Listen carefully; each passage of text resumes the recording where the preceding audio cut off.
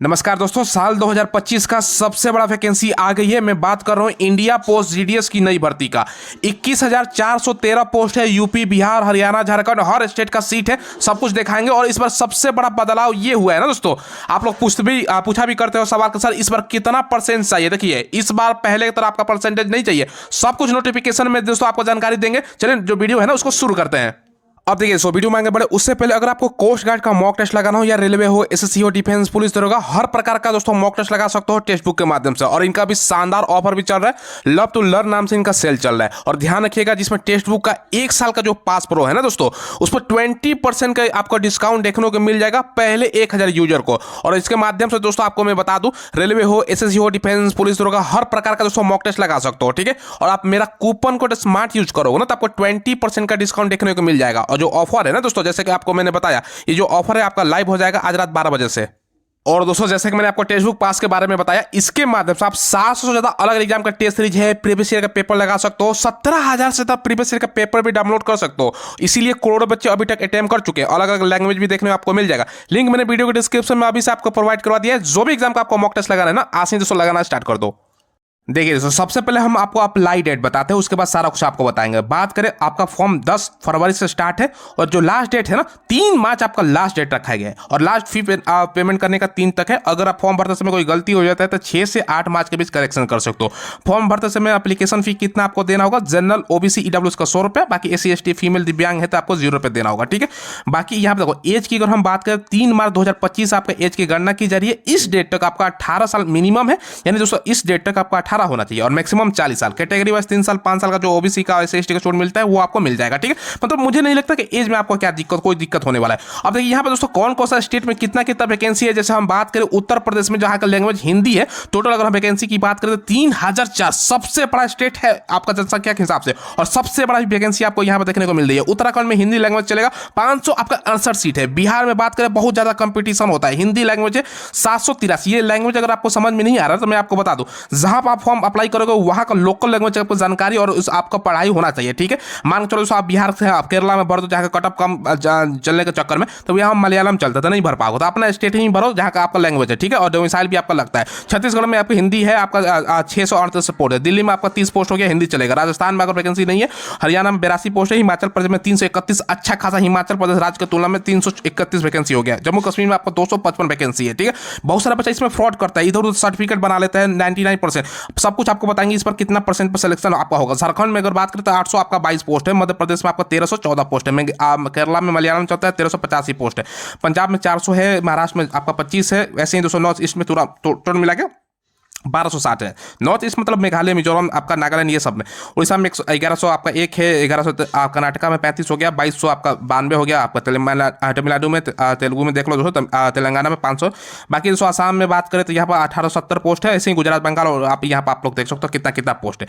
अब देखिए दोस्तों, यहाँ पर टोटल अगर हम पोस्ट की गणना करें ना तो 21,413। सबसे बड़ा बदलाव यह है ना इस बार दोस्तों वैकेंसी में, मात्र 21,413। हमेशा वैकेंसी 35,000, 240,000, 42,000 वैकेंसी देखने को मिलता था। लेकिन इस बार सबसे बड़ा जो बदलाव किया गया ना, मात्र वैकेंसी की संख्या आधा करके 21,413 दोस्तों कर दिया गया है।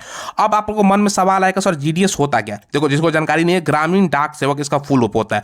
उसमें दोस्तों अलग अलग प्रकार का पोस्ट होता है। जैसे आपका एबीपीएम, देखो एक सबसे बड़ा पोस्ट होता है एबीपीएम। ठीक है, एबीपीएम यह दोस्तों आपका सबसे बड़ा। इसके बाद बीपीएम का पोस्ट होता है, बीपीएम ब्रांच पोस्ट मास्टर। आप ये दोस्तों हो गया बीपीएम का फुल रूप। और ये दोस्तों आपका देखो, ये सबसे बड़ा पोस्ट होता है, माफ कीजिएगा दोस्तों, बीपीएम का branch post master. Assistant branch post master उसका छोटा पोस्ट हो गया। ठीक है, और उसके बाद दोस्तों डाक सेवक का 3 प्रकार का पोस्ट होता है। सबसे बड़ा आपका पोस्ट हो गया बीपीएम ब्रांच पोस्ट मास्टर। दूसरा हो गया दोस्तों आपका एबीपीएम। ठीक है, एबी आपका पीएम। ठीक है, असिस्टेंट ब्रांच पोस्ट मास्टर। तीसरा है दोस्तों आपका डाक सेवक। तीनों का अलग अलग काम है, मतलब चिट्ठी पहुंचाने का, ऑनलाइन हो गया तो दोस्तों वो सब उपक्रम का, जो घर घर आप डाक पहुंचाना, ये सब काम होता है दोस्तों डाक सेवक का। ठीक है, बाकी जो एडीपीएम वाला एबीपीएम वाला पोस्ट होता है वो दोस्तों ऑफिस में बैठ के काम करेगा। बाकी दोनों डाक पहुंचाना, पार्सल छांटना, इधर उधर करना, सरकारी योजनाओं का दोस्तों घर घर प्रचार करना, ये सब दोस्तों चीजें होती है। अब इसमें क्वालिफिकेशन क्या चाहिए? मात्र अगर आपके पास 10वीं का सर्टिफिकेट है, 10वीं पास है आप लोग, और 10वीं में मैथ और इंग्लिश, सभी का मैथ इंग्लिश कंपलसरी, क्योंकि सब्जेक्ट है मैथ इंग्लिश होता है। 99.99 बच्चों का ये होता है मैथ और इंग्लिश, तो कोई दिक्कत है नहीं। बाकी लोकल लैंग्वेज की जानकारी और साइकिलिंग का जानकारी होनी चाहिए। भैया साइकिल किसको चलाने नहीं आता? अगर नहीं भी आता है तो आप यस कर देना। ठीक है, अब मेन सवाल आपके मन में ये रहेगा सर इसका सिलेक्शन, तो चलो प्रोसेस बता दीजिए। इसमें दोस्तों एग्जाम नहीं होता है, मैं आपको बता दूं, इसमें बिना एग्जाम का, नो एग्जाम, बिना एग्जाम का आपका सिलेक्शन है। फिर तो भैया सिलेक्शन कैसे होगा, कितना % इस बार चाहिए, सब कुछ नोटिफिकेशन से मैं आपको बताता हूं दिखाकर। तो ये आपको मैं नोटिफिकेशन दिखा रहा हूँ, ये देख सकते हो डाक आपका भवन संसद न्यू दिल्ली का, यहाँ पे देखिए नोटिफिकेशन है दोस्तों। डेट ऑलरेडी मैंने आपको बता दिया, करेक्शन डेट ऑलरेडी मैंने आपको बता दिया। सबसे पहले वैकेंसी में नीचे आओगे ना दोस्तों, यहाँ पर डाक देखो कौन कौन सा वैकेंसी है, देखो यहाँ पर assistant branch post master ABPM का वैकेंसी। जॉब प्रोफाइल क्या है यहाँ पे दोस्तों आप लोग पढ़ सकते हो। देखो सबसे पहले सेल ऑफ स्टाम्प को बिक्री करना, स्टेशनरी का बिक्री करना, ये सब दोस्तों डिलीवरी आपका करना, डोर स्टेप तक दोस्तों डिलीवरी करना, ये सब पेमेंट वगैरह का ऑप्शन है, ठीक है। बाकी ABPM का जो पोस्ट है आपका, ये सारा कुछ यहाँ पर दिया गया जो मैंने आपको बताया। बाकी ये है डाक सेवक का दोस्तों, वही आपका काम होता है सारा, आपका जो स्टाफ का सैलरी, स्टेशनरी का जो बिक्री है, आपका पोस्टमैन का, डाक सेवक का, ये सब आपका चिट्ठी पहुंचाना, सरकारी योजनाओं का आपका प्रचार, रेल जो मेल सर्विस है उसका दोस्तों आपका सारा कुछ ये छाटना होता है। मतलब ग्रामीण इलाका में दोस्तों आपका डाक से संबंधित सारा कुछ होगा, ठीक है, और सरकारी योजनाओं का आपको पहुंचाना होगा, ठीक है। बाकी इसमें आपको सैलरी कितना मिलेगा, देखिए BPM जो पोस्ट है ना दोस्तों 12,000 से लेकर 29,380, यानी सैलरी भी पिछला बार से दोस्तों बढ़ गया है। और दोस्तों ABPM और डाक सेवक का जो सैलरी मिलेगा इसमें 10,000 से लेकर 24,470 आपका सैलरी है।